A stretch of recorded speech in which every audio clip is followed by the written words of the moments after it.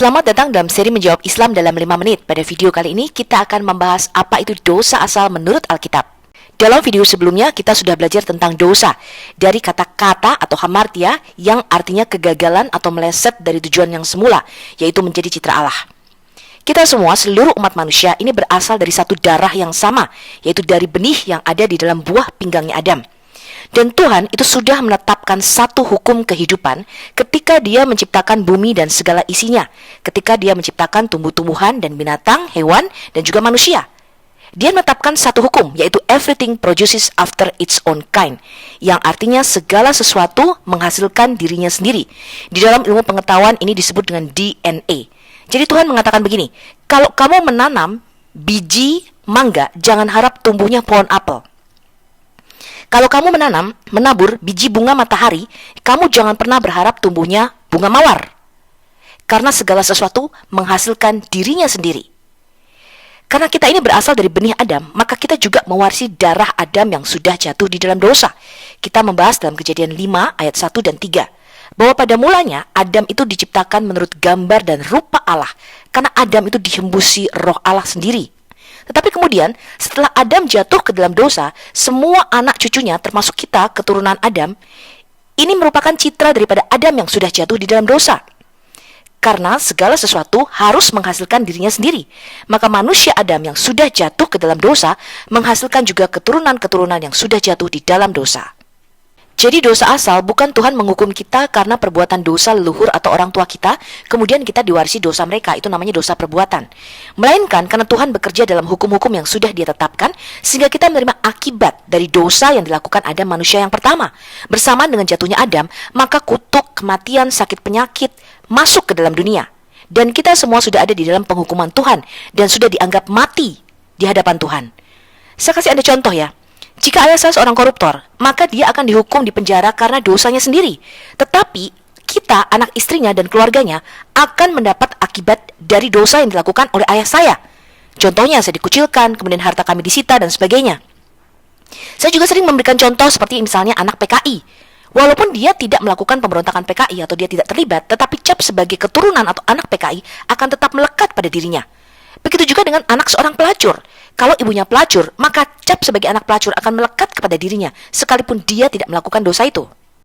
Sebenarnya dosa asal ini juga ada di dalam Al-Quran dan di dalam Islam. Kita lihat Quran surah Al-Baqarah surah 2 ayat 36 sampai dengan 38. Lalu keduanya digelincirkan oleh setan dari surga itu, maksudnya Adam dan Hawa di sini, manusia yang pertama.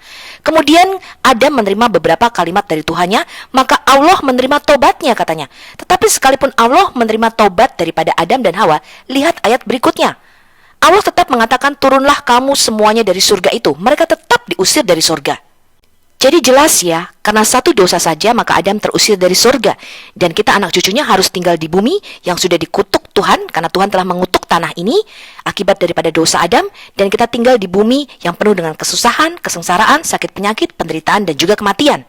Bahkan kalau kita membaca tafsir dari Yusuf Ali tentang Quran surah 2 ayat 36, dia mengatakan bentuk jamak yang digunakan di sini dalam Quran surah 2 ayat 36 yang dikatakan all you people atau turunlah kamu semuanya, jelaslah Adam adalah tipe seluruh umat manusia. Jadi Adam itu mewakili seluruh kemanusiaan. Bahkan ada sebuah hadis tentang permohonan Musa. Musa berkata, ya Tuhanku, tunjukkanlah Adam yang menyebabkan kami dan dirinya sendiri dikeluarkan dari surga. Ketika Musa bertemu Adam, dia berkata kepadanya, apakah kamu Adam yang diciptakan Allah dengan tangannya sendiri, meniupkan kehidupan ke dalam dan memerintahkan para malaikat untuk bersujud sebelumnya? Ini adalah tafsir Ibnu Katsir, part 1 dan 2, volume 1, halaman 193. Ini adalah hadis yang diriwayatkan oleh Abu Hurairah di dalam Sahih Al-Bukhari, volume 8, buku 77, nomor 611. Nabi berkata, Adam dan Musa berdebat satu sama lain. Kapan ini terjadi? Allahu alam. Musa berkata kepada Adam, hai Adam, engkau adalah ayah kami yang mengecewakan kami dan mengeluarkan kami dari surga. Kemudian Adam berkata kepadanya, hai Musa, Allah menyukaimu dengan pembicaraannya, maksudnya berbicara kepadamu secara langsung. Dan dia menulis Taurat untukmu dengan tangannya sendiri. Apakah kamu menyalahkanku atas tindakan yang telah ditulis Allah dalam nasibku 40 tahun sebelum penciptaanku? Jadi Adam membantah Musa, tambah Nabi mengulangi pernyataan ini 3 kali. Jadi bahwa dosa Adam itu sudah menjadi takdirnya dan tulis 40 tahun sebelum Adam itu diciptakan. Bukan hanya Adam yang dipersalahkan oleh Muhammad, melainkan juga Bani Israel dan Hawa. Kita baca ya, ini adalah hadis yang diriwayatkan oleh Abu Hurairah. Nabi Muhammad berkata, jika bukan karena Bani Israel, maka daging tidak akan membusuk. Dan jika bukan karena Hawa, tidak ada wanita yang akan mengkhianati suaminya. Ini ada di dalam Sahih Al-Bukhari, volume 4, buku 55, nomor 611. Begitu juga hadis dari Haman bin Munabih. Dia berkata, ini adalah beberapa hadis yang Abu Hurairah meriwayatkan kepada kita dari Nabi Muhammad. Salah satunya, Nabi Muhammad berkata, jika bukan karena Bani Israel, makanan tidak akan menjadi basi dan makanan tidak akan menjadi buruk. Dan jika bukan karena Hawa, seorang wanita tidak akan pernah bertindak tidak setia terhadap suaminya. Ini ada di dalam Sahih Muslim buku 8 nomor 3472. Bahkan Kain atau Kabil di dalam Islam juga dipersalahkan oleh Muhammad. Ini adalah hadis yang dikisahkan oleh Abdullah. Nabi berkata, tidak ada yang terbunuh secara tidak adil, tetapi putra pertama Adam akan mendapat bagian dari bebannya. Sufyan berkata, sebagian dari darahnya, karena dialah yang pertama kali menetapkan tradisi pembunuhan. Ini ada dalam Sahih Al-Bukhari, volume 9, buku 92, nomor 423. Bahkan ada satu kisah yang sangat aneh, mengapa sampai sekarang Muslim disuruh untuk membunuh cicak atau tokek, teman-teman. Ini adalah hadis Sunan Ibnu Majah nomor 3222, kitab buruan. Dikatakan demikian, telah memberitakan kepada kami Abu Bakar bin Abu Syaibah, telah memberitahukan kepada kami Yunus bin Muhammad dari Jarir bin Hashim, dari Nafi, dari Syaibah, bekas budak Al-Faqih bin Al-Mughirah, bahwa dia menemui Aisyah dan melihat di dalam rumahnya ada panah yang tergantung.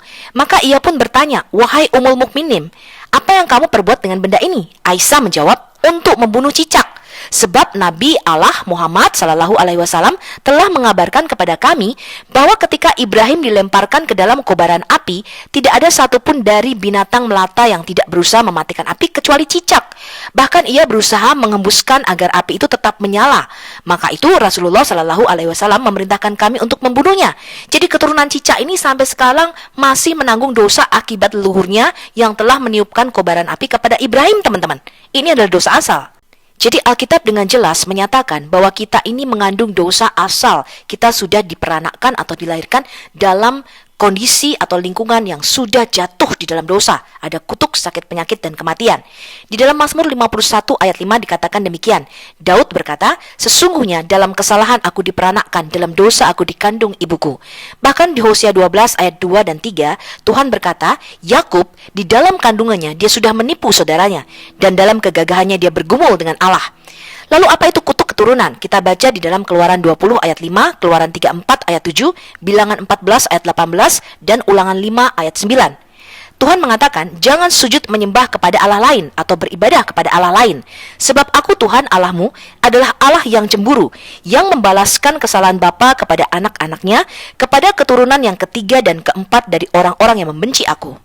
Dosa asal dan kutuk keturunan inilah yang ditebus oleh Yesus, teman-teman. Karena itu kita harus membedakan dengan perbuatan dosa.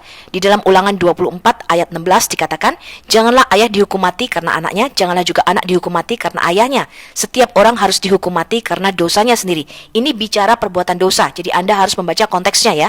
Begitu juga di dalam Yeskiel 18 ayat 20, orang yang berbuat dosa itu yang harus mati. Anak tidak akan turut menanggung kesalahan ayahnya, dan ayah tidak akan turut menanggung kesalahan anaknya. Orang benar akan menerima berkat kebenaran, dan kefasikan orang fasik akan tertanggung atasnya. Begitu juga di dalam perjanjian baru, teman-teman, Roma 14 ayat 12. Demikianlah setiap orang di antara kita akan memberi pertanggungan jawab tentang dirinya sendiri kepada Allah. Dan di dalam Yeremia 31 ayat 29 sampai dengan 30 dikatakan, pada waktu itu ketika Tuhan membuat satu perjanjian baru, orang tidak akan berkata lagi, ayah-ayah makan buah mentah dan gigi anak-anaknya menjadi ngilu. Melainkan setiap orang akan mati karena kesalahannya sendiri. Setiap manusia yang makan buah mentah, giginya sendiri menjadi ngilu. Jadi Anda harus bisa membedakan antara dosa asal dengan perbuatan dosa. Perbuatan dosa adalah buah daripada kondisi kita sudah berada di dalam dosa asal. Sampai jumpa dalam video seri Menjawab Islam dalam 5 menit berikutnya, dan Shalom.